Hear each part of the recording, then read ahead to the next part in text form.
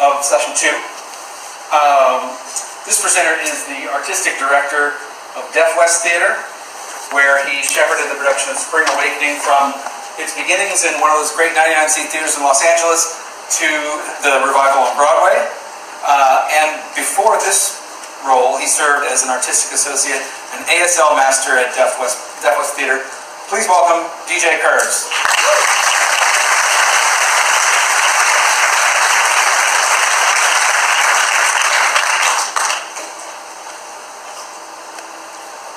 When I was young, I hated my curly hair. It set me apart from all the other children.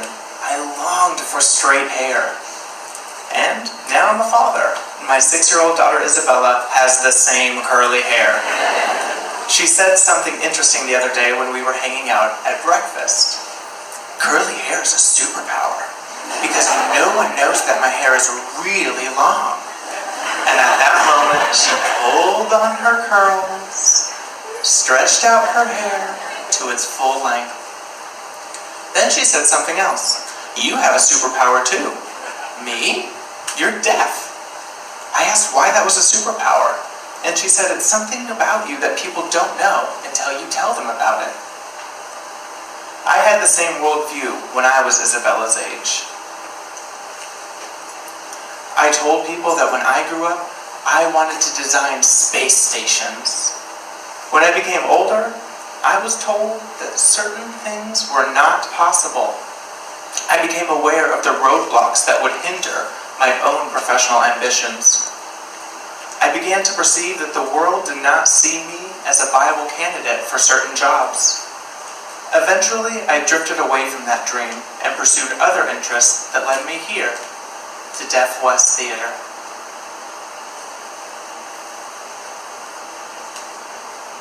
I'm passionate about my work because I want to create more opportunities to showcase all of the amazing talents that we have in the deaf community.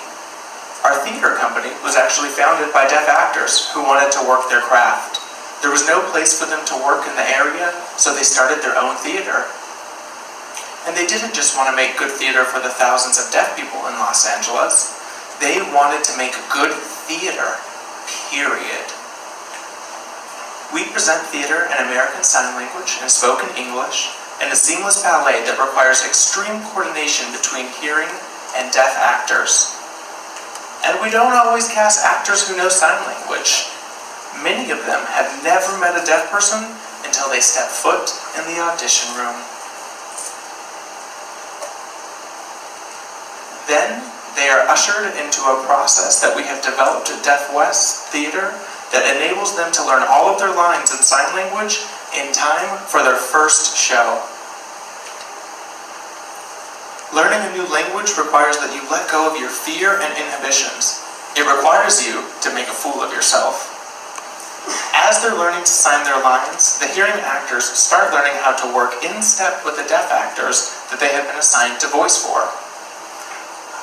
We don't present these actors as voice interpreters, but as full-fledged characters in the show. They learn a complicated system of signals and cues, and it requires an extraordinary amount of focus just to get everyone together at the same time.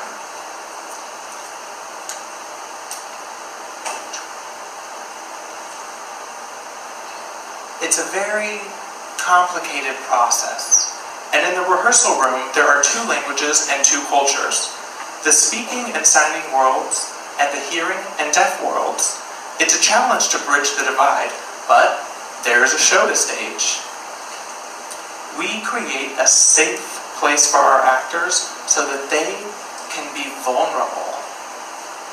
When they are not afraid to show vulnerability, then they aren't afraid to take risks. And it's this very process of taking themselves completely and utterly out of their comfort zone that makes them grow to new heights as actors. And through that process, the actors become one unit, and now the sky's the limit. It's amazing to see how in such a short amount of time, people who just weeks earlier didn't know any sign language are now able to share ideas, joke around, and create friendships with people they would have never gotten to know otherwise. Suddenly, that communication barrier that seemed insurmountable on the first day of rehearsal has faded away. Our show, Spring Awakening, closed a few weeks ago. 23 people made their Broadway debuts in the show.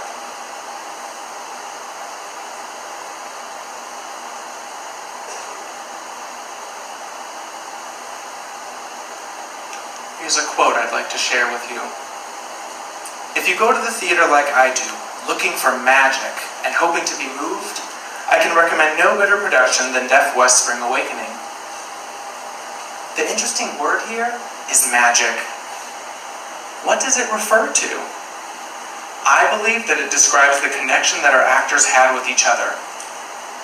They were able to surpass their own limitations to meld music and dance with sign language. They transcend language and cultural barriers in the name of art. I can think of very few situations in real life where hearing and deaf people come together in the way they do on our stages. And we need to make that happen more often, and I'll tell you why. In normal life, we don't always interact with each other unless it's absolutely necessary. If you're a hearing person and you're trying to communicate with a deaf person, it can get uncomfortable. It's so easy to retreat to our own comfort zones and back to the people who speak our own language. It requires courage and patience to make the magic happen. As a producer of Spring Awakening on Broadway, I went out to the theater often to take the measure of our audience. I want to know if our audiences are enjoying our shows. I usually stand in the back of the theater and at the end observe the diverse audience members that come to the show. The majority of our audience members are hearing people, and for many of them, this was the first time they experienced a sign language musical. In our marketing research, we found that sign language was the #1 reason why people wanted to see the show. People who knew nothing about our language and our culture stepped into the theater and left with a profound appreciation and understanding about us. They now knew that sign language was not just a means of communication, but a deeply beautiful art form that could redefine the Broadway musical. In September, after one of the early previews, a young deaf girl from Florida approached me. She had come all the way to New York with her mother just to see the show. And she told me that because she had seen the show, she had hope for her future. She had tears in her eyes as she gave me this great bear hug. And as we hugged, I thought, this is what theater is all about. If we made this impact in this person's life, it was worth all of the hard work that it took to get there. But then it happened night after night. After the shows, countless young deaf people would come up to me and talk to me about the impact the show had on them. Each time this happened, I could not help but think about my dream to be a space station designer. I realize now that in that process of pursuing this goal, I was attempting to work within a system that is not prepared to deal with people like me. And instead of changing the system, I changed myself and moved in the direction of less resistance. And I don't regret where I ended up because I love my job, but I can't help but wonder, what could have been? When Ali Stroker wheeled into that audition room on a hot summer afternoon in Los Angeles of 2014, I admit, my mind went there. How would this work? Was the venue that we had selected for the show going to be accessible to Ali? That's how a producer thinks, but that's also human nature. But we saw Ali's talent and we knew that Spring Awakening would be a better show with her in it. So, we forged ahead into the unknown and we offered her the role. We were confident we would figure it out, and we didn't know it, but at that time, Ali would go on to be the first performer in a wheelchair on Broadway. I'm grateful that we didn't lose out on the opportunity to experience Ali's talent, but there are more Alis out there who are waiting for the opportunity to pursue their dream. There are children, our grandchildren, our friends, and our neighbors. And we want to know that the world will welcome them, and not just in the ways that we are accustomed to. Today, they're able to watch an audio-described or sign language interpreted show on Broadway, or into the theater through an accessible ramp.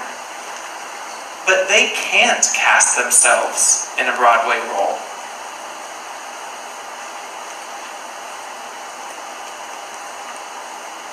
This is my favorite moment in the entire show. The lyrics being sung at this time say, "Where I go, when I go there." And you notice the sign of a ship. It goes back to the lyrics of the song that reference a ship drifting off in the night. And it's at that moment, seeing them move together as a ship, where the choreography, the sign, and the music come together in this brilliant moment where I see the shimmering array of humanity, and that is magic. We have the ability to open our minds and our hearts and to take that leap. We need to find ways to embrace those challenges. We can open up more opportunities through legislation, but that's not enough. I invite you to join me in applying the model that we have developed at Deaf West Theater towards transformative change on a greater scale. We must do better by working together to create a world where all children have hope. In this world, we need to create more connections and do more collaborative work that brings us to move past the limitations that we have placed on ourselves. The Deaf West rehearsal process compels our actors to reach deep down inside so that they can bridge the gap. And every time they find that what they perceive as their own limitation is actually a superpower. Thank you.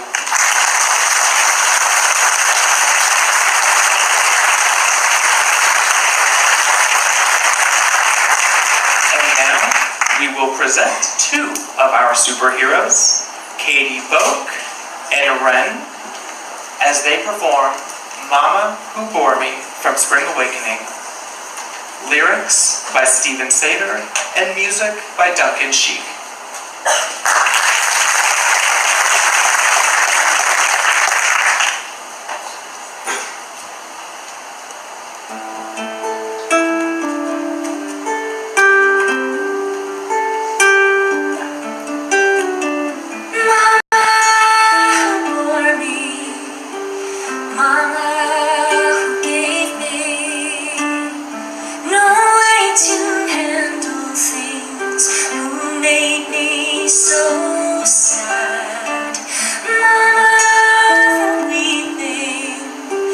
Mama, the angel.